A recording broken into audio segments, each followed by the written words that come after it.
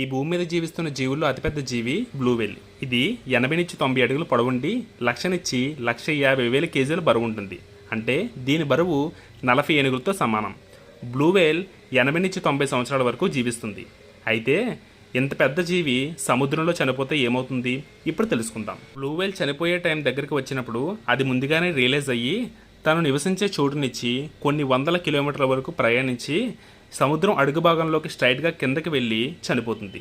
దీన్నే వేల్ ఫాల్ అంటారు. ఇలా చనిపోయిన బ్లూ వేల్ బాడీని షార్క్స్ తినేస్తాయి. షార్క్స్ తినగా బాడీని చిన్న చిన్న పురుగులు తినేస్తాయి లేదా జాంబీ పురుగులు తినేస్తాయి. అక్కడ ఉన్న జాంబీ పురుగులు బ్లూ వేల్ ఎముకల మీద యాసిడ్ విడుదల చేసి ఫ్యాట్స్ అండ్ ప్రోటీన్లు విడుదల చేస్తాయి. ఇలా పురుగుల ద్వారా విడుదలైన ఫ్యాట్స్ అండ్ ప్రోటీన్స్ని జాంబీ పురుగులు నివసించే సింబయాటిక్ బ్యాక్టీరియా అనే సూక్ష్మజీవులు తింటాయి. ఇలా 100 సంవత్సరాలు గడిచేసరికి బ్యాక్టీరియా బ్లూ వేల్ ఎముకల్ని మొత్తం విచ్ఛిన్నం చేస్తాయి. అప్పుడు సముద్రం నేలకి ఎరువు కింద పనిచేసి అక్కడ మొక్కలు పెరగడానికి ఎన్నో జీవులు కూడా పెరగడానికి అయితే దోహదం చేస్తాయి. ఇలా ఒక బ్లూ వేల్ చనిపోయిన తర్వాత కూడా సముద్రంలో ఉండే 43 జాతులు 12,000 జీవులు బ్రతకడానికి అయితే సహాయపడుతుంది.